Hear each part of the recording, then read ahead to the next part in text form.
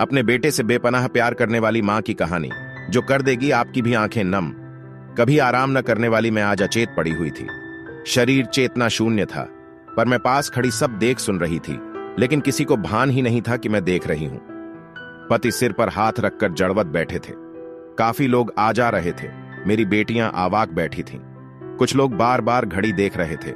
आपस में कानाफूसी चल रही थी। शव कब ले जाया जाएगा? बार बार मृतदेह को शव सुनने से आहत हो चुके मेरे पति ने मर्माहत होकर लोगों की तरफ देखा। जो लोग कहते थे कि आप जैसा कोई नहीं, वे मुझे ज्यादा देर बर्दाश्त नहीं कर पा रहे थे। जल्द क्रियाकर्म कर निपटा देने के लिए आतुर हो रहे हैं। खैर, मुझे गंगा जल से नहलाकर नए वस्त्र पहनाए गए, श्रृंगार किया गया।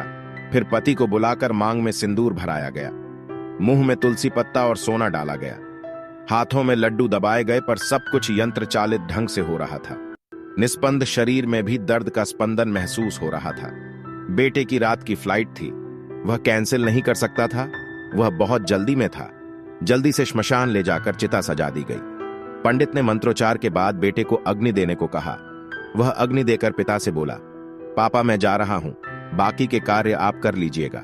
अंतरराष्ट्रीय फ्लाइट है, जल्दी जाना होगा। अग्नि स्नान करती मैं आवाक रह गई। क्या क्या नहीं किया मैंने इसके लिए।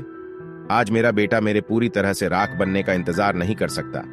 आज एहसास हुआ सिर्फ राम नाम ही सत्य है। मेरी आत्मा जो पीड़ा महसूस कर रही थी, वह राम का ध्यान करते ही अनंत में विलीन हो गई। मैं मुक्त हो गई। पार्थिव शरीर मिट्टी में मिल गया। मोह बंधन टूटते ही मैं अनंत आकाश की तरफ जा रही थी।